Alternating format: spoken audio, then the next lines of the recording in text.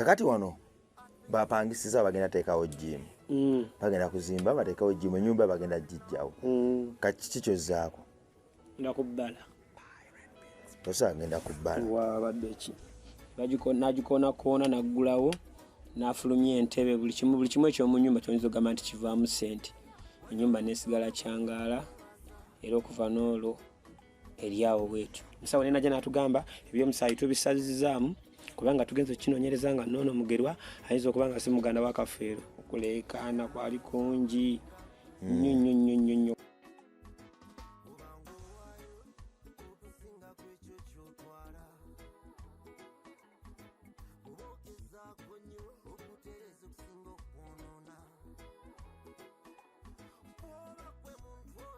Ku MR live oba ku Metanikula Bongo live kwetuli n'olwaleero amanya bampita Metanikula Bongo oba Rima Sam wano wendi nsindikwa lwa Bongo Charity Foundation abaana abasuka mu 150 kampeni yaffe egenda mu maaso. Let my people go, leka abantu bange bagende, leka abaana bange bagende. Kaweefube wakujja foundation Makindye kugitwala waka waffe Kamengo. Makindye etuleze etwagadde nnyo tutunze eri ensi etufudde ab'enjawulo naye ke kaseera tugende ewaffe tukulakulanye ewaffe ewamwe twaba wabi. Twetaaga $7 million ku main building ne toilet ya $3 million n'ekitundu. Tukube plaster tekemu enkokoto ebyatujja bikola tuli wali lwaki nti wano watufuukidde wafunda ebisale rent ali waggulu nnyo n'abaana bayitiridde okudduka. Munnange abaana olwokuba tubajja ku luguudo kumpi nnyo ne Makindye mu kibuga awo kumpi otambuzayo ebigere dakiika 10 oba oli mu kibuga. Kakati omwana bw'afunamu obuzibu butini nnyo ye nga adduka adda mu kibuga n'abadde atandise okutereera ne bamukubira embooko ku ssomero oba ne bamunenyaako ku ssomero oba ne bamuleeteza ku ssomero akukuba nakonze kwansobeera kw'amasomero naye tekijjaako tekisobola kuvaawo nti weekiri ekyokukuba. So n'abamu bwe babonereza eyo adduka budusita adda nawaka nga agenda akomawo oluvannyuma n'omugabo waki wadduka ewaka nti nze bankuba ku ssomero. So ettaka lyaffe twetaaga okuzimbako kyaki amasinzizo, twetaaga okuzimbako essomero, tujja kulizimba tukendeze ne ssente. Buli kampeyini y'okuza abaana ku ssomero bwebaayo bannaye seebaka kunoonya ssente school fees kufuka okunoonya school fees. Ensonga lwaki wadde ombuzeeko? So ebisinga bimanyiza abaana ku ssomero nteera ebintu ebitera okwesiba mu movements zange ezimu. Manyi sigo wekka abazadde bonna bukiri. Kati so twagala okuba nti family yaffe ate nnene nnyo ekitenkanika twagala tuzimbe essomero lyaffe wakiri okuva ku P1 paka ku P5.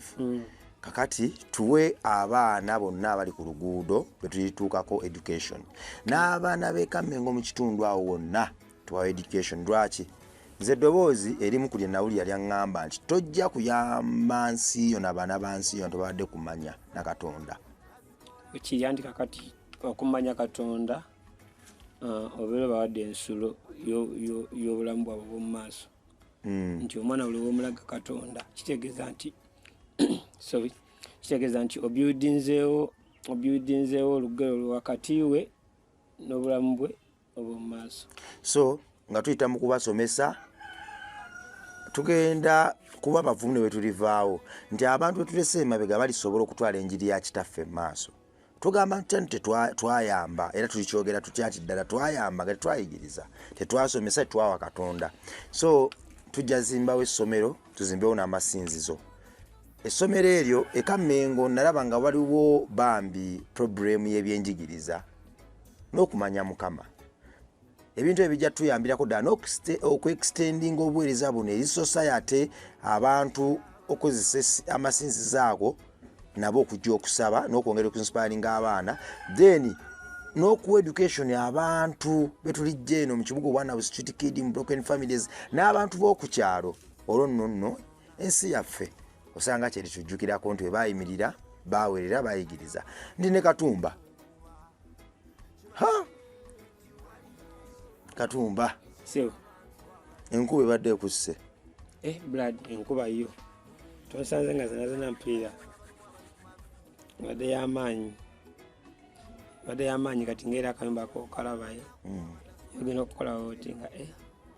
esanga oyimiridde buyimirize wadde amadde nyimiridde buyimirize sanze n'akakalakalamu okubiridde awo nsanze awo nga nateekateeka agendako mu kyaki ekulemeseza n'okusaba. Nnemeseza mukyenemeseza Kampala ndowooza badde gyetaaga naye kati obudde bwe tulimu obudde bwa bubonero tugenda mu byakulonda then kati ne Katonda so kati nekuba gyayinga gyetonyeemu ayinza okuba nga erina kyebadde eranga ayinza okuba nga oba kuba tetonyedde ebbanga ppanvu naye ebadde y'amaanyi. Enkuba guba mukisa tekabangako kabonero kabi enkuba guba mukisa. So kati nawe sirwe nkulabyeko ssebo oba gubadde enkuba enkuba etonyerwa kuba mbadde ngenda kukulaba gwe mukisa ebadde tugamba enjo zaako bigendo labe Katumba the special one ng'otukula oli bwoti. Enkuba etonyerwa kuba bali mwezi yake nobe ya Lord Mayor yaddako bali mwezo owa ebitambula bitya twebuzeeko embeera nnungi. Kakati Katumba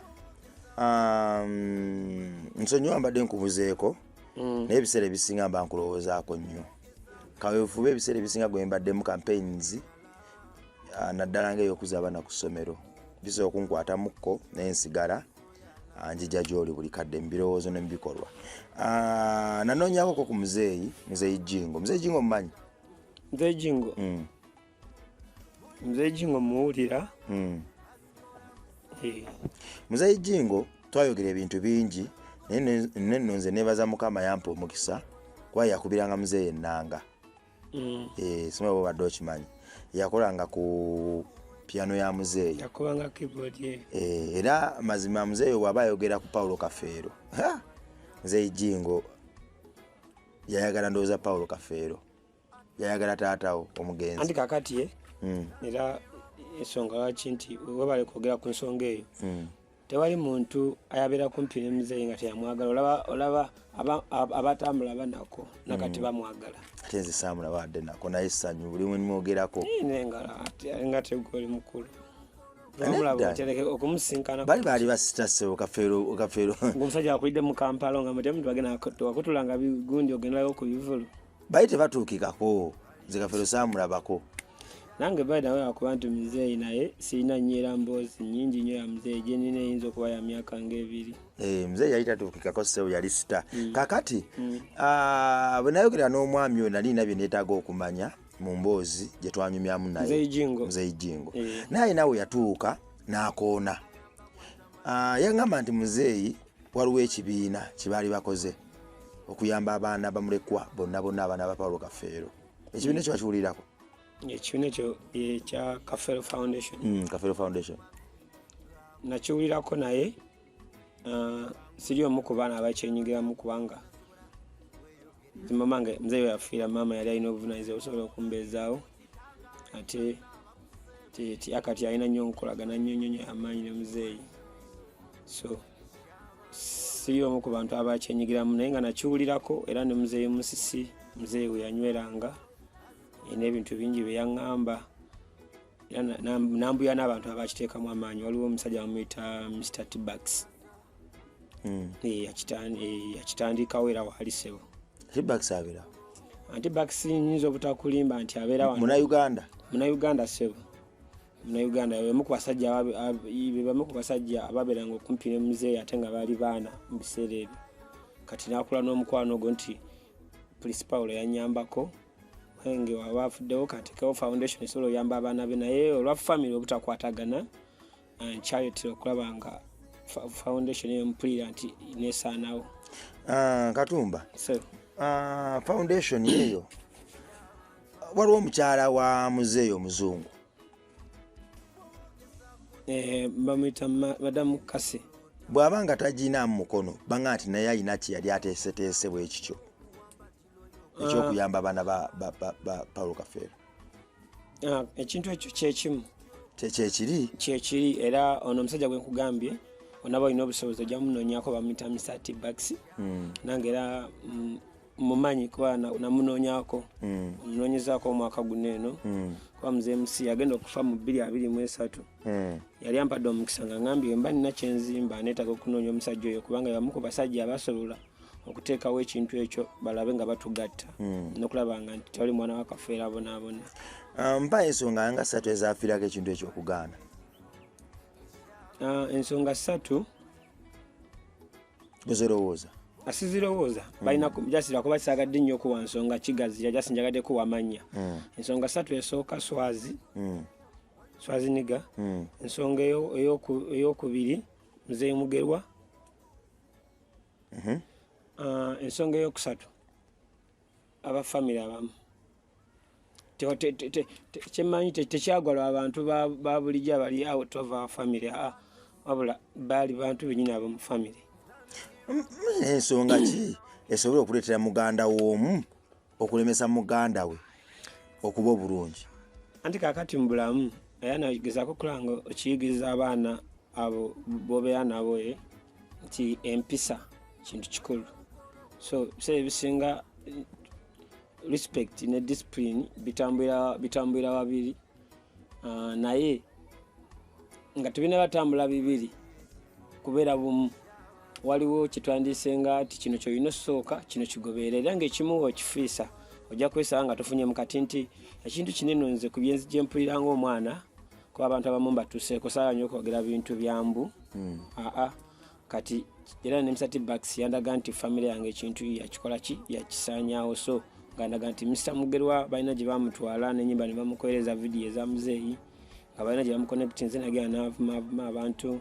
nga abayaka yali anyweddemu ng'akooye then n'okweryangamu enkwe nti abaana nga Swazi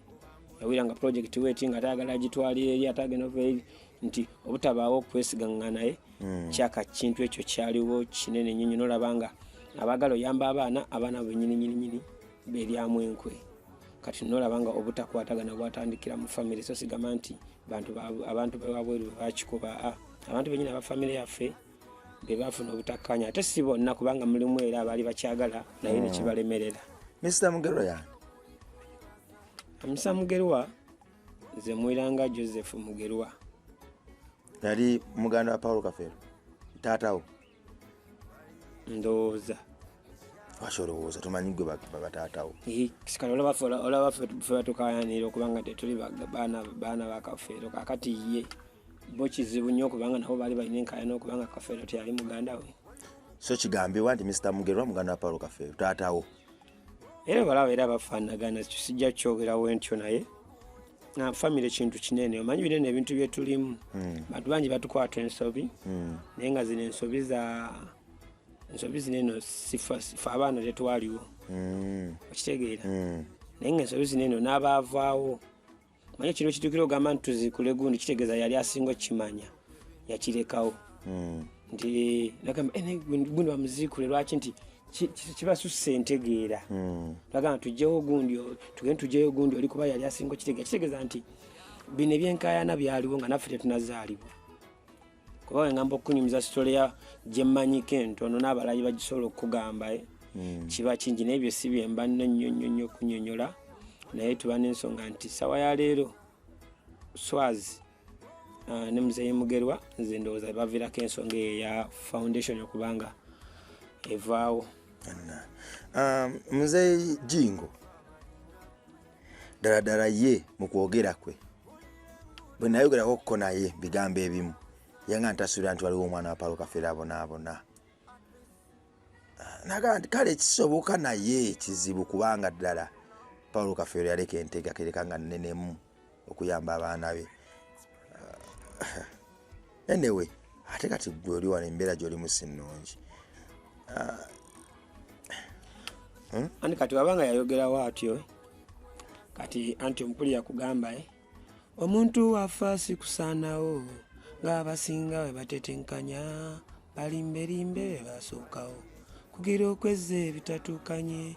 tusigala tulumbira obuvo ng'ebitatuuse bye bituzukusa okutawaŋŋanira mu beebika bitusuula tekka wansazi. Kati kikyengezaako okulaga nti kati abo bakulu baffe era omuntu oba omulayo mu TV oba mu kamera eyo ng'ayogerawo atyo toyinza butakakasa kyayogera naye olwokuba talina wabaawo ebintu byatamanyi nti Muzeeyi yali mukwano gwe naye sisuubira nti yali mukwano gwe buli ssaawa kuba nange ssaawa oli mukwano gwange naye olina essaawa zombulako kati ze wengatte essaawa zombuzeeko nyinza okubanga katugeze twakeebulako ndowooza essaawa emiliyoni nga 10 twakoma okulagana ku yidi kati wetugamba ennaku ezo ne tuziza mu ddakiika ne tuziza mu ssaawa ojja kulaba nga wakambulako essaawa emiliyoni nga 10 kati mu ssaawa ezo emiliyoni 10 nkoleddemu ebintu bingi by'otamanyi. Kati ongamba nti osimumanyi nti yanaga mwana we, so kati tulina okuyiga okweteekako mu kaseera kettaliwo okulwa bannaffe nti omuntu tolaga nti n'oba wali omumanye tokozesa advantage olw'okuba taliiwo okozesa omukisa gwe walina omutono naye ofuba okulanga olaga nti wali omumanyi nnyo omuntu abaako n'obulamu bwe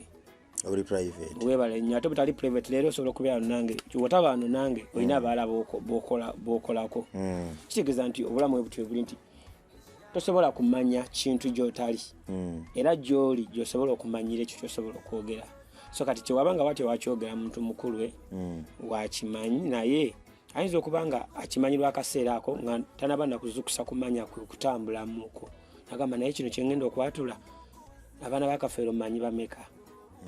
era bo baliwa bonna kubanga aza nokyogera ekyo ng'ogyeko nti nze Katumba tamanyi naye nga ate wali abalala batakonye kati abali obubyo singa nze. Okay. So Katumba wali singanyeko ne Swazi 1-on-1 Swazi mwali musinganyeko ne mwogera ne mbako ne bye mwogera ngabo Luganda. Gwe omutima gwo gwonna gulaga ndi singa Swazi ono teyali mbazulu gye yeteekamu okweyagaliza n'obutaagaliza abalala singa muli bulungi kubanga emboozi eno yonna bwe ngipimamu gwolaga nti Swazi ye buzibu bw'enju y'omugenzi Paulo Kafeero, Swazi ye buzibu bw'omugenzi, ebintu byonna bitunze buli kimu akisaanyizaawo yerowoozezaako eko okusingamu okubalowoozaako. Bw'ofuna omukisa okumusisinkana singa tuteekako kaweefube ne mwesisinkana kugamba bigambo ki byosobola okumugamba? Swazi bigambo byo wandimugambye nti singa nfuna omukisa ogumusisinkana papa mu ddakiika 3 bino byo nabimugambye dda. Bigambo bisobola okubeera bingi era biyinzika obutafaanaganako naye zikyemanyi nze nali mulabyeko naye nga tetwogera. Namulabako we twali mu kooti e Makindye ku musango gwasembayo mu 2023 tetwayogera naye nga buli omu yalaba munne netuddamu netulabaganako era ne ku kivulo ekimu ekyaggwe nagendayo nga waliyo embeera eriyo nendaba bulabi sibyenyigiramu nendaba embeera eriwo nemutunulirako bwe nti ye teyandaba so nze ntera omulaba nekyemanyi naye wabasobola era nga ayagala asobola okundaba. Ne Swazi kyenyinza omugamba nti sawa ya leero erinnya lya muzeeyi kyalireetera okuba siwe kirina okuba kitegeera kyalireetera okuba siwe erina okuba nti omuntu muzeeyi agamba nti omuntu wafa sikusaanawe nti kitegeeza nti omuntu abaawo era waavaawo abaako n'ekintu kyaleka kitwandise nga legasi. Oyinza obutaba muyimbi legasi ekintu kinene oyinza okukola omukululo gonna ogamba ffe tubadde bavuzi bamotoka za mpaka ffe tubadde bawuzi ku kyalo nti afe abagoba fe abakwata timba so kati nti ebintu ebyo ekigambo legasi kiva mu bikolwa byoba wayitamu ng'okyali mulamu. Kati Swazi olw'okuba nti alina embeera gy'atakkiriza sijja kugamba mbu byo byengenda omugamba naye mba nsobola okubimugamba nti muganda ngo alina embeera gy'otakkiriza nti gwe tewakkiriza mbeera eyo Katonda gye yakutuusaamu kugamba nti taata waavuddewo for example buli Lwakutaano babadde baleeta enkoko 3 emu mugirya Friday endala mugirya Saturday endala ku Sunday ennaku endala era obudde ne bujja nga baleeta ennyama baleeta kawo obwo obulamu ffenna buli mwana gye yali yabulimu ku makya bakukimana bakutwala ku ssomero obulamu tubumanyi naye ffe twali bato n'ebyo byogamba nti muzeeyi yafa bitulumye tukuze ffe tusikuba muzeeyi no yafa ffe twasigala tutambuza obulamu embeera etandise kukola ki kyuka kati. So Swazi alina embeera gy'atakkiriza nti teyakkiriza kubeera mulekwa teyakkiriza nnaku ziri eri ez'okubanga tewakyajja nkoko 3 teyakkiriza bulamu obwo bwa butasobola kuliira mu budde kyayagala. So yayinza okuba nga biseera bwe yamala ne muzeeyi yamuwanya ebyokulya n'okumuteeka mu mbeera ennungi nga kati yensobi gy'akola naye ekyo taata we yakikola ye gwayita taata we yakikolanga lwakuba nti yali muzadde ku baana bonna era teyakusanga ye yekka agenda anoonyereze ku bantu bangi yakusanga abantu bangi n'olwokuba alina embeera gy'atakkiriza nti omuntu ava mu bulamu embeera n'ekyuka kuba kati ffe twali batonga naye bata bakyaleeta nkoko satu binnumirawa kuba zajjanga kuba tebakyantwala ku ssomero kati ngenda mu taxi byanuma naye kati bo baali bakulu nti baali batuse ne mulevu etandika okwana nga ogamba nti omwana wakafeero asula mukaziga afazaali atunda ennyumba oba atunda ennyumba ya taata wakola ebbaala aguleko n'emmotoka asobole okubeera omwana wakafeero okitegeera so kati ebyo ebigambo binandibadde njagala ogamba Swazi nti kati sooka ove mu byoyitamu sooka okukute manyi n'obutakutta mu mwoyo kintu kibi ate okukutta mu mwoyo olina sooka kuba musajja mugumiikiriza tulina ogumiikiriza mu mwoyo otagumiikiriza mu mwoyo okola ensobi nnyingi kuba nze mbakubanga kasawa ya leero nze muzeeyi yandekange naweza emyaka 7-8 naye sawa ya leero nze alina ekirowoozo ekyagala okukola kyenjagala okukolera muzeeyi naye emyaka egyo Swazi abaddewo emyaka gino katugenda mu myaka 19 kitegeeza nti Swazi singa yali alina kyasobola okwongera ku famire ya Kafeero nandibadde soogera nnyo naye wandibadde obiraba nogamba naye lwaki oyogera nnyo Swazi si yazimba ennyumba eri ate we yagireka eyenkana weeti so ti wogenda erweza muzeeyi yaleka ateeseteese muzeeyi yagenda muzeeyi yali mulwadde bumuluma era we yafa teyaggwamu ssuubi era yafa azimba era ogenda erweza bakugamba Kafeero yali yeyongedde ng'aguze n'eri nga niwe yazimbyeyo neno ng'asiseeyo ng'ate n'ennyumba gye yali abeeramu yali akulaga kyagizimba obwogende Masaba ennyumba era wegituukako nti wadde kati wayise emyaka 18 erabika nga we yagireka weeri eri mu kugwa naye naye ogiraba nti yali musajja mukozi ennyumba ey'omukyalo simba wakati awo nina ekibuzo kyengenda okubuuza naye ng'asookezera okuko wano Katumba mu kkooti mwali mugenzeyo okukola ki omwasinkana mu kkooti kuvuga gundi wamusingako mu kkooti ne mwetunuulira bwe muti Swaziniga mu kkooti mwali mugenzeyo okukola ki andi kakati mu kkooti twali tugenzeyo ku nsonga ya musaayi okay kubanga nti kyengezaako okulaga nti Swazi agezaako okubuzaabuza amazima ng'ayita mu musaayi nti ayinza okuba ne mwennyini yeetya kubanga singa teyeetya ffe tetuvaayo kwogera ayinza ojja kundaba nga wemba soogedde mu mwezi gwa 5 muzeeyi gwafiiriddemu oba ogw'omukaaga ojja kulaba nga amawulire sina kyenkaagalamu nti nninda akaseera akatuufu kabeewo naye ye buli ekibaawo ki avaayo nayogera naye Swazi ye mwennyini alayika yeetya kubanga lwaki ngamba nti yeetya ensonga ezaatuyisa mu kkooti batugamba tugende ewandegeya bajje ku muzeeyi mugerwa omusaayi kati omusaayi gubagenda omujjako gubagenda otujjako bategende tuli bana ba Kafeero kubanga ye kkooti yali mwesize nti mwana muganda wa Kafeero ne batuwa n'ennaku era nayita mu bintu bingi okubanga tutuuka mu kkooti wayita mu bintu ki bintu bingi nnyo nali mu mawulire awo okuleekaana kwali kungi nnyo kuba nze nali musajja musirise nnyo mu bintu bya famire bino kuba nze nkuze neemanyi muzeeyi namulabako erinnya ye yalimpa bishegera kati Swazi mutunulaba nga kale sina nakyamugamba kale mu kaseera kano kubikola byakola seetaga musisinkana netaga muwuliza nga alina byakola naye taga kumpuliriza nga nina byenkola obukyayi toba bukyayo siba bukyayi tusooke tukole byamakulu tusinkane gwe yiyo omupiira gw'emmotoka ogukola nange no kyendi mbadde ngezaako okulaba nga njagala kuba mulimi asinga kantemera ebikata bya lumonde kati ngenda kuleeta emmere gwoleta empiira gy'emmotoka mu katale ng'oli wa bbeeyi gwetuna empiira gy'emmotoka nze nnima emmere ate tuba twekyaye kati tusisinkane ng'otunze empiira gyo gy'emmotoka enamu $2,000,000 nange ntunze ali emmere yange enamu $10,000,000 kati awo tunyumye ongambe ali mwana wa Kafeero ngambe kati etayo $2,000,000 tugende tuzimbe ennyumba eri Katumba ongambe ennyumba ya muzeeyi Paulo Kafeero Masaba we yagireka ennyumba awo ogenda kuddawo kamalize kiri basajja bali batujja eri mu kkooti ne tugenda mu ddwaliro ewandegeya twatuka munda mu ddwaliro liri badde nga sinayingira ddwaliro liri nasooka ndaba Swazi naye nga tayalaga tanatuuka ffe ne tuyingira mu ddwaliro munda tubeera omwo ntutuula omwo compound tulaba teweri kisaasawa okuva ku ssaawa 2 zebatuyita 3, 4, 5, 6 tuba tuyawo ssaawa 7 nga Swazi ajja Swazi bwe yajja n'atuyitako buyisi ffe nga tetulabye wadde abasawo ye n'atuyitako buyisi agenda n'abasawo yavaawo n'akomawo ne badde ne bayingira emmotoka ne bagenda musawo ne najja n'atugamba ebyomusaayi tubisazizaamu kubanga tugenze okukinoonyereza nga noono mugerwa ayinza okuba nga si muganda wa Kafeero. Eyo ne tulaba nga nsonga ntuufu. Batugamba tuddeyo mu kooti, ate mu kooti batukkirize tuziikule muzeeyi. Kati nga ekyekumuziikula kino si kumuziikula we bati bino ebyogamba basawo baatutangaazamu nti si bya kumugyayo. Baatugamba nti balina enkola ya science gye bakola. Bafuna ddiruyi ebeerawo ng'esobola okubamu kitegeera. Then yo wekubamu akatuli nebomula enkokoto. Then omala okubomula enkokoto ng'akasala nti etuuse ku keesi waliwo atakala akasala keesi.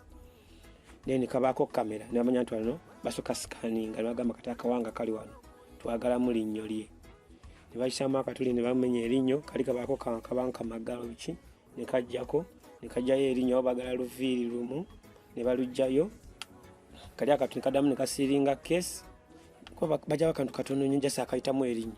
ne baddawo ne basiiringa n'enkokoto. Abazungu abasawo batwe batugamba nti enkola egenda kuba ya kizungu. Naye kati Swazi olw'okuba ye atya amazima ago ate alaga nnyo mu bantu nti banaye mukipagana bange banaye tebaziikola muzeeyi sagala ziikola muzeeyi. Tugamba nti kigambo kuziikola kineeno akikubisa abantu banino okulaga nti tuli babi nnyo kinene nnyo tuli babi nnyo kinene nnyo nenga bakulaga nti omuntu bagenda mulekawo nga awumudde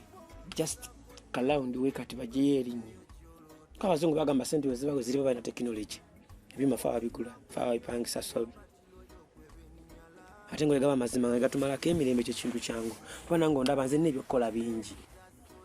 goloza singa si banene nga njogera ku mboozi za muzeeyo zanandi badde enkola kisiina bwongo bukola birala naye omusaayi guba musaayi ndize kijja kunnuma nze basita bange balungi atuuka ku musaayi ndaba abaana abalungi nga wemba ndi eyo nga noonya muwala wakuwasa sobola butagwa musisita wange ngolaba muwala mulungi ayogera bulungi wadde tomulabangako twasinkana ku musaayi abamu twasinkana mu kooti nogamba era kino kyendiko kirungi kubona bwe mugwako keeti ishegera. Mwali abaana nga bameka? Musaayi twali abaana ndowooza twali abaana nga 7-9. Ate mwali bangi? Twali bangi waliwo n'abalala batajja baalinga 3-4. Baana nga 10. Tetuli bangi. Simanyi mwali abaana nga 3. Muzeeyi yafiira ku myaka 37. Ku myaka 37 gye yafiirako muyezuulira nti n'omwana omu ku baana be yasooka okuzaala Buladina si wuwe. Mu myaka 37 yafa alina ettaka ku Ntebe Road omuntu avudde mu kyalo era ku myaka 37 yafa alina ettaka erisuka mu eka 46 ekyaggwe n'amayumba ag'enjawulo wano mu Kampala. Golooza myaka egya 37 abaana abo yabazaala ddi era yakola ddi? Okuzaala omwana kitaaga kukola nnyo. Kuzaala omwana ne sekendi tewe. Abaana 37 ama tetuliyo. Ekyo kyogera ne muzeeyi tasobola dde okujja mu birooto n'ankuba. Abaana abeka? Nze Katumba tetuli baana 37. Ani akanti muli 37? Ekyo waliwo yakyogere n'agamba baana. Buli mwaka yazaalanga. Kugambye mbu mwaka gumu yazaalanga abaana 10. Amanya ndi kakati n'omulimu gw'okola guno naye tujja kwogerwako nga tuvuddewo. Naffe leero bye tukola bino ensobi nnyingi zigenda tukwatibwa. Ensonga ssaawa ya leero ng'oggyeko gwagenda okunkwata ensobi ze neteekateekera bulamu bwakuwummula gye ngenda owummula mirembe. Kuba zinagamba Katonda abonereza gwe tomumanyi nange simumanyi naye ate oyagala omumanyi osobola omumanya. Katonda asobola okujja mu buno obulamu n'amaana akuzza mu bwangu nnyo nga n'omwoyo gwe gujjajjukira nti otegeera n'akuzza mu kisolo kigenda ozaalibwa n'okula n'osaddaakibwa ng'omanya ate n'oddamu n'oteekateekebwa omwoyo gatema n'abako waguteeka. Kugamba nti Katonda asobola okubonereza okuva mu buno obulamu ne buli obulamu n'akubonereza n'omalayo ekibonerezo kyo ate omala n'akufuula omuntu omulungi. Kuba emyoyo gigye kati tuli mu gwa 6. Kyawandikibwa ki ky'omanyi mu gwa 6? Tolina? Asobola okunjijjukiza? Asobola okujjukiza oba okunsomesa nti nange neegomba kusoma nange ndiga buyizi. Kati mu Luka 1:26 agamba nti awo mu mwezi gw'omukaaga malayika Gabriel n'atumibwa eri ekibuga okuleeta amawulire amalungi nti omwana we ajja kuzaalibwa mukyala gundi ne gundi. Sitole eyo mpanvu. So mwezi gw'omukaaga si mwezi mubi. Kiba kitundutundu kya mwaka. Era nze ebiseera ebisinga omuntu aba alina kyagala oba kunnyamba oba kye neesabira nnyo omwezi gw'omukaaga kubanga omwezi gw'omukaaga kitundutundu kya mwaka kati ogentuuka mu kitundutundu ky'omwaka nga mutuufu byoyiseemu tebigenda kwawukana nnyo by the way byebiba ebigere ebigenda okutuusa mu Desemba ng'olina kyobala era wotabala eno okuva mu January biki kutuuka wano eno bijja kulabanga negino emyezi emirala tejja kufuna kyakulya Katumba yo kyokka naye kati waliwo kyewadde oŋŋambye noŋŋamba awo ojja kimbuuza lindako kyanagenda okubuuza waŋŋambye nti ennyumba ya muzeeye ey'Emasaaba kujja seerabira kuba ebigabo byogera binnyumira nnyo mbikwata simala bumazi budde naawe walamufa nnyo okulaba nga buli bwoyogera njiga nembako nebyenjijukira dde nembikubuuza n'abantu abali tuleme bamalira budde ennyumba y'okukijja Masaba we yagireka weeri eri kumpi kugwa Katumba sente ziva mu kivulu kye kubanga tulaba ekivulu kiba kikwata kirina amabanja gekisasula kisala busazi buli mwaka sente ezo ziragawa ziyamba ki kubanga ennyumba ya taata waba yagireka nga bwe kiba nga kituufu nga bwe yagireka bwekyali ng'egenda nakugwa ennyumba y'okukijja ate lwakitemu sikitegedde bulungi oba ekivulu ekyo kirina ebintu ebirala byekikola owaayi sawa yaleero wenkugamba ebyekivulu ekyo ko wagendayokko wadde okimanyi nga gyekitambulamu ati kyo kirina kukakulu n'ennyumba njingiramu paka munda ebivulu ebyo biteekateekeddwa babiteesetese ebbanga ppanvu era ndowooza nti nze sijja kulimba nti sifuna nkoko omuntu angamba nti kino kyekivudde mu kivulwe for example nti Katumba twakoze ebivulu emyaka 6 egiyise muje tulinayo ekijjulo then tumanyagane buli omu aleeta omwana wa munne ngaera muzeeyi yali atukubiriza naye zino sente zivudde ano sikirabangako nti ogenzeko ewaka osanga ennyumba ya muzeeyi nga naye erabika bulungi osinga omwaka oguwedde nti sawa ya leero nga tunaana kunenya baana ne bamaama bazibu nnyo nti ennyumba eyo bagamba nti muzeeyi nga yakafa amaswazi yagendayo nagulawo bali bagisibye nga wayiseewo ndowooza omwezi nga gumu yagendayo n'asaba ebisumuluzo nga ayagala kujja bintu bya mu nnyumba agamba muzeeyi yamumalira obudde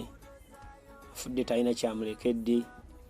n'agendayo ng'ayagala kugula watwala ebyomungi ne bamuganda n'akoona bukonyera wetuukawo tebagiddabirizanga bino byongamba byaliwo mu 2007 n'agikoonakoona naggulawo n'afulumya entebe buli kimu ekyomu nnyumba kyonyinza okugamba nti kivaamu ssente ennyumba nesigala kyangaala era okuva n'olwo eryawo bwetyo mulimu ebituli muyayisa entebe oluggi lwandabirwamu olojja kuba olulaba lwandabirwamu zino zenyinyi ez'ebyuma kati yakoona endabirwamu n'ayisaamu eri nakola ki naggulawo nebafulumya buli kimu kati okuva ennyumba eyo nga weeri jasi bagigala bugazi naye nga kubanga bwe yagikoona weetyo weeri nti wogituukamu newensula walungi wano uzaki mbadde nina confidence ey'amaanyi ezatuuka mu nyumba ya muzeeyi nenjagala okukaaba ko wali omwana abeere bamuyita Siteera namugamba nzigulirawoko nyingiremu nagamba tebanzikiriza kugulawo naye nze mpulira mwegu ngamba nkugulirewo nemugamba era nzije nzize olulaba nzigulirawo nagenda ne banamawulire nenyingiramu ngenda otutuuka mu nnyumba nenjagala okukaaba kifulukwa nyumba ngo gikwatawo tisiringi yonna neyagala yiika so nembanga nina obulumi bungi era wombuuza ssente ezo kyezigenda ez'ebivulo ebyo ddala nga wengambye nti oli mutabanyi w'omugagga bambi kibi nnyo era nakayimba nkalinaye nti kibi nnyo omugagga yafa nga tabuulidde mwana watya wayinza yiya ssente era omugagga nga tanawezayo emyaka 10 mu ttaka omwana yali amaze okutunda buli kimu ebyobugagga n'amataka kayimba kyokanyimbiremu kamakulu abantu bali babonabulira abaana baabwe abayimbya n'abawa ku ssente naye bulonga amasoko nyimbiremu ondagira bulagizi wangu ampandike naye sonyiwa kakuyimbiremu ssebo wange tonakuwala gwe wange No, just namu obanga kyekinangiza ekyo kankuyimire ssebo. namu ennya zange zino katuzigabane nkoyo okunangiranga butakuwaayo. Timukubo n'osanga akuyambako nakuyamba nno mu byokola otandika mpola mpola okyuka weebazangako ekyono ky'obafunye bwe ziba nsimbi n'ozibala nno ziteeka mu mpale ng'oyogera ayi Katonda nkugambye oli wa kabi ntandike yani nkugamba mpaaya kabiri weebale ddala ddala nno munnange lesa esitole y'omugagga oli gwe nagamba yali alina ekyana nga teyakiyigiriza ngeri yanoonya wekyakula nkugambye nekyefuula nno kyatandika mpola mpola okukyuka mu byakitewakyo bye yaleka nekyekyangate ega ndukube katasira banvume ku gundi ku TV nti wali recordinga nze siriko mba njagala naye kati tebiina makulu nnyo kale binnuma nembiyimbako awo neŋŋamba so ngaki nali mumaizi olima ngamba nti kale nno kuutira oyo gw'olina olaga watuufu wojja lupiiya sente sizakusaba nno munnange so nga yazikuwa wavaawo gumangako n'omanya nti gwakola era n'ogaba ebyokugabira ebyo n'okyusa okyegera birowoozo by'olina ebirungi by'omanyi kyukira ddala mukwano gwange eswazi vamu ebyo omwono si muganda wa gundi watambulanga nanimbuuza kitaawo budde kyobo bwe yakugamba mwono ye muganda wo naawe kennyini eyo gy'oli mbadde mbuuza ani buladi nambuuza ani akuddako eyo kati n'omusaayi guno lwa musaayi gundi tutalo lwa musaayi manyagala nnyimbe naye nze buze nagamba nze njakubira msajja muwandiisi wa firimu ate ng'ozisobola bwe yabasanga wano mu ddwaliro yabayitako bisi teyababuuza nga ni gwabuuza ffe tuli bakasasiro talina gwe yabuuza omukulu oyo se bwe yatuyitako buyisi nagenda munda mu ddwaliro nayingira mu ddwaliro mbusenge bwabo bakuba kinaga bano ne bajjaawo ne batusiibula gamba so kanagenda okulanga birimu mugende mu kooti muve mu kooti mudde mu ddwaliro kooti yabasindika mu ddwaliro eddwaliro basindika mu kooti ddwaliro basindika kati awo neŋŋamba nze ayeemanyi jasi nekiri nkisawo omuntu agamba mbu teriiyo gambayo neŋŋamba kale ne kati nze mba nemanyi kati oyo swazi gwoba olaba nagamba mu magezi mwana we nembirowooza busibwa kati nze mu magezi mwana wa Kafeero kuba asobola okukakana alina n'obukakamu obusinga nze swazi akakana bulungi nga muzeeyi kuba zenna akafuna n'obudde awo natunula interview za muzeeyi ng'egyali nga ayogera yeyongera obeera ekyo nenze sirina budde obwo nze ndi nze kuba sina kinjagala kuba era bwe yangamba gwe toli mwana wa Kafeero bano babayita bagondi Kafeero akati gwe ate nemugamba waayi omuntu waafa olina kyusa linnya lyo omuntu wakuzaala yakutuuma erinnya kiza nti erinnya lyakutuumye waafa era lyerinnya lyo kitegeeza tulina kukozesa mu kisolo okuba avuddewo ate wetuume yabano kitegeeza Katumba erinnya lyange lya muwendo ndimanyi nosinga ate abeeyita kakati wano bapangisiza bagenda teekawo jimu bagenda kuzimba bateekawo jimu ennyumba bagenda gijjawo kaki kyozzaako ngenda kubbala tosobola genda ku bbala wabadde ki ngenda kubbala tosobola kudda ku bbala Katumba sebe olaba buno obulamu obulaba tewali kigaana sebe Katumba yo kakati wano bagenda teekawo jimu kyekituufu tolina pulaani wakulaga ekituufu siina amazima geetagisibwa sebo nange Katumba waliwo abantu abali eyo mba nesaba bali ku namba y'essimu saba basobola okuwa ku magezi waliwo omusajja yangamba mwana wange towalananga kintu kyonna kirina bulamu era mutuufu nekyenzita nga simanyi ndowooza abeera munyeera era bwe mulaba nyinza okwejjusa naye olwokuba sirina buvunaanyizibwa bwa munyeera sinze yamutondo okuba omutono okubanga mutono nnyo gye ndi ntambuza obulamu bwange ng'omuntu naye era kyekindetera ogenda ku maviivi nga nina gyenva kuba mba nkoze nnyo ensobi naye musajja omu yangamba nti tonyigiranga ekitonde kya Katonda nagamba nti akasolo ako kalaba bakawanda naye nako buli wokawanda naye buli wokawanda kalina ebigambo byekogera mu mutima ate kasala nkegumya embwa era govayo wapuno ogana okawanda katafulayi biki naye kagamba hehe sekereda mpaana nga sirina kinamukola kakolima ate kakolima kakudala bukudazi musekeredde ampaana nga sinawuliragwayo lireno musekeredde ampaana nga sina kyenamukola nange nekitonde kya mukama bigula ate kagano bigula kati golowooza ate obuli awo kakumenga agamba ate kanzireyo mu maaso geradde mulumye kalako ensonga gikakasaleko kaddayo nekadigida bano tubizi tulumya baba kakati abasobola okuba ku namba y'essimu abasobola okubeerayo nga waliwo yandiganye nti nedda okusinziira Katumba namba yange y'essimu anti nagamba eri namba yange bagibba naye bawe eno gyokubiddeko gibampaye okay namba eri 07 46 500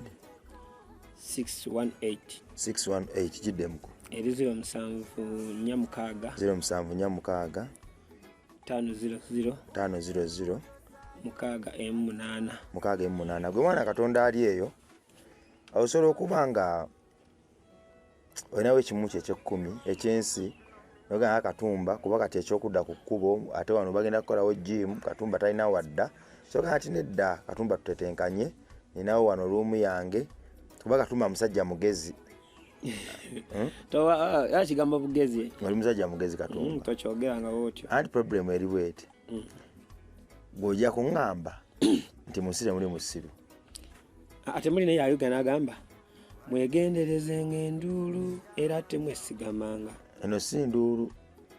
andi kakati ongamba omugezi oba nkubira enduulu nze okusinziira kubanze kati nze manyi omugezi tasula wano wakikwata bubi ku nsi kuno oba nkikutte bubi anagali nakikwata dda ku nsi kuno wakikwata bubi kuba okijja wano kiriko tukyusa wano abantu bonna abaali abamaanyi mu nsi muno nakati betutendereza tebaleeka wadde n'akayumba ku nsi tutandikire ku Kristo ennyumba ye yali luddawo kati okakkanya ovuddeyo gyobadde olowoleza oli musajja mugezi ate nze nkukiririzaamu tebigenda sigala kyekimu bigenda kukyuka gwe mwana Katonda ali eyo tugenda kuddamu tonye ku muzeeyi Jingo Katonda nsaba atuwe ekisa tugende tuleko ne ku nnyumba ya omugenzi Paulo Kafeero tuluke emboozi enesa osanga gwe celebrity munanga ali eyo so okubako nekyogiyigamu tewali muntu munsi munabonaabona nga celebrity ebiseera ebisinga obulamu ekitundu ky'obulamu bwaffe tukitambula tuli bawuulu ogutundutundu ogula ne tugutambula tuli mu depression ogutundutundu ogulala ne tugutambula twekubagiza lwaki nti otuka ekiseera nti wali muntu akutegeera ng'olina okukola sacrifices ezitenkanika okubeezaawo ebyokkiririzaamu ng'olina okuba nga banno gye babeerera mu binyumo nti 8 bali mu binyumo 9 10 ng'olina okuba ng'olina akaseera buli kanaku olina essaawa nga 4 5 6 zeweeyawuliramu okwongera okulowooza biki byonaawo ensi kakati akaseera bw'okula olw'okuba nti okola emikwano mitini emituufu omaliriza weetooloddwa emikwano emibi mingi kubanga tebalina budde bukola mikwano mituufu ejjajjanga gy'oli gyali gyanduulu olwo n'omaliriza ng'oli mu depression etenkanika nga tolina munno asobola gamba nti bannaye kanveeyo ku lwono ng'abaya bonna olw'okumaliriza kwo okutavuddeyo nga bwe wakusiiga badduse so celebrity avaayo n'agamba kino kyange omuntu oyo aba ayise mu bulumi obutenkanika so tubonaabona nnyo okubaako ne betutuusaako engalo n'okubiteekateeka mu ngero zaffe naye bwe tutaba bagezi nnyo okulaba programs zino tuziwa ekitiibwa ne tulema ziyitako buyisi twandigwa mu katego ke kamu ng'akali mu mboozi eno twandikolerere nnyo abaana baffe beesiime naye nga wayiseewo just omwezi gumu oba ebiri oba esatu byonna bituteesese mu maaso g'abaana baffe ne ku mmeeza zaabwe byandisaanawo olw'omwana omu olw'amagezi ge twaleka mu mboozi zino oba olw'abaana ababiri oba olw'omukyalo omu awo no wenkuutira abantu baba osobola kiki ekikwasisa abakazi abasukka 4 gwe atali muisiraamu abasukka 2 gwe atali muisiraamu abasukka 1 gwe atali muisiraamu byonna bye bimu bw'olaba baddayo ne legendary Kafeero yakiyimbako yali Angel Sekandi mbu ebireetera n'okumalawo ebyo ebyabategesi kwe kuzaala mu bakyala abangi.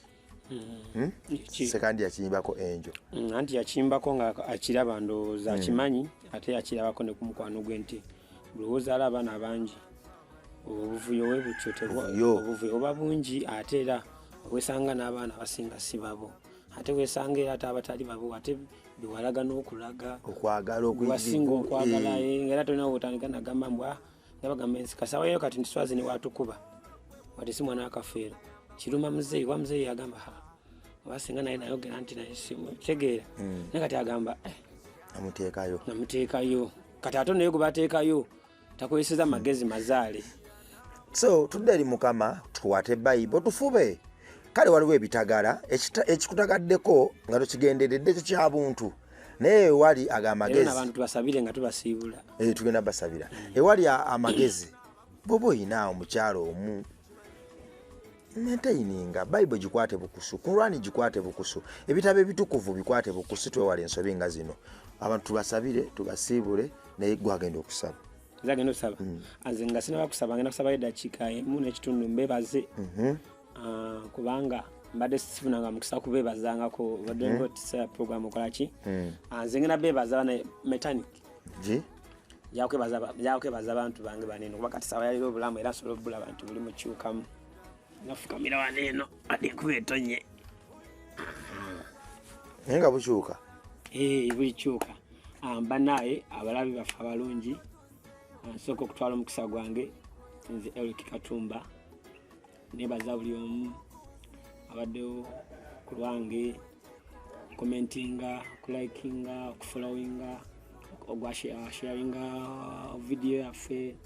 nogamba kansharinga njiwerezeko ne like ejamuyamba so gwokola kyamaanyi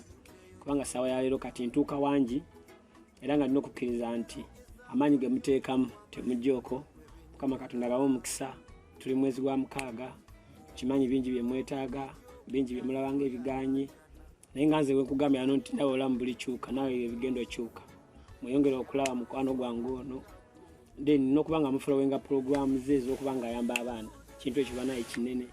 usanga wanene abagaga bangi mu Kampala nga basinga nono sente naye nga tebasobola kuyamba abaana so mbasaba mufolowinge foundation ye kyona kyosobola okukola tewetaaga kuwulira bigambo okunafuya wetaaga kwetuukirawo n'olaba kikyalinawo n'okulaba nga temujja okwo obuyambi gye mubujja sala ze muweereza byonna Mukama Katonda abawe omukisa abagulirewo ensawo zammwe zigaziwe mubeere balamu abaana bammwe balabe emikisa mweyongere okubeera ab'amaanyi ate namuligamba nti mutabani wa Gundi naffe yatusabirako bankuumire weewaawo gwe mwana Katumba agambye tokkirizanga ebigambo okunafuya bingi byogerwa okutujja ku mulamwa naye empologoma ebeerawo mu kibira lwampaka emegga engabi naye erimbika mu njovu naye erimbika mu mmondo na buli kimu wampologoma ekibira n'akiteeka mu ttaano nze nkulabamu empologoma munda mu ggwe ebiseera ebisinga singa empologoma yali etya ebiwoobi by'obugabi singa ekibira yakidduka dda kuba buli webulaba ng'ejjanga bukaaba wuuyo walega omutwe yatulidde alidde n'akaana naye ebiseera ebisinga eyongera mu maaso nakukola ekyo kyagitonderwa so nkulabamu empologoma mu ggwe kulabamu okwagala mu ggwe ebiseera ebisinga bannaffe bangi mu nsi y'okwagala tubafiiriddwa olw'obugayaavu nti omuntu akuwadde engatto ate bw'omugamba nti jangu okyali okuba nabo wadde engatto tayagala naye ate ebiseera ebisinga emyezi bwe giyita n'awulira nti waliwo omuntu gwe baawa engatto n'azikozesa bubi olwo ng'atajjaga naye kansubire gwe twazikozesa bubi ng'oli n'omukotya nti nedda jangu foundations zino ebyo bino bye tukuumiramu abaana eby'omulembe guno kabaka gwe yatukwasa baffe beene gwe yatukwasa tewetaaga kujjamu nakwetikka kwokka Katonda mu birabo bye yatuwa munnanga ate ebiri tangible bye yasembyayo the greatest gift of all times is love jangu nakwagala waliwo abantu abalina okubudabuda okwenjawulo nze waliwo omuntu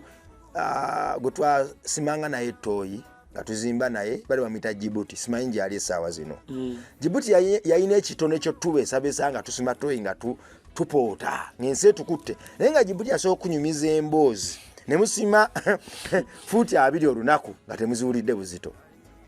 So Djibouti yalina ssente naye Djibouti yateekangawo environment ne vibe mwe twakoleranga ekipoota kyaffe yangu olugendo mazima nga n'enkya tumwebuuza Djibouti yalazewa nga tazze leero nga tumubuuza lwakuba nti asima nnyo nedda olw'embeera gye yateekanga mu kifo twakoleranga. So foundations zino tolinda kufuna. Abantu bangi bagamba bwe naafuna nja kujja olifuna ddi ndagaano ki gy'olina ne Katonda nti bwe ndifuna ku Lwokutaano lwe wampa lwe ndigendayo nedda jangu n'oba olina katabo ne bw'oba olina mmanyi kuwaata n'oba mmanyi goya kawunga n'oba mmanyi kusiika kijanjaalo gwe jangu foundation tusipengeko ffe olunaku ffenna ojja kulaba nga abaana ddala balabye okubeerawo okwo mu bo okubeerawo okwo kufuukira ddala ennimiro enjimu era balitusiza ddala obulamu bwabwe. Kigeza sobola ogambayo nti kati nkikubiye tunatera okuddayo mu sizoni y'emipiira. Tugamba nti nkikubyemu kankitwalirawo nti nze wenti wendi soga nti bankikubyemu mu bizinensi yange obuzigo butambudde nfunyemuko ku ssente zange ngamba nayo manyi lwaki sikwata ssente zino nga nfunemuko ekijjulo n'abaana bane abantu balina birthdays kubaze nogamba obaka nkwate base bikinze ngene ngikolere eno ngikolere mbaana ngikolere mu baana ekyogezako tegeeza kyokujaza rimwe ngeze munyinza agenda bafumira denze mugendo tufumbe n'abaana basala bati akatungulu ennyanya bagisala bwe bati atolinda kufuna bingi kuba tewali yakutuma kintu na kimu. Katonda mu kututonda twajjira bwereere twajja tuli bwereere tuddayo tuli bwereere jangu n'obwereere bwo mu foundation tuzimbe omugigi omupya mu nsi yaffe. Ensi yaffe tuke mu nsi ensuubize nga ddala naffe kennyini tuli kyakulabirako mu nsi enkadde. Weraba.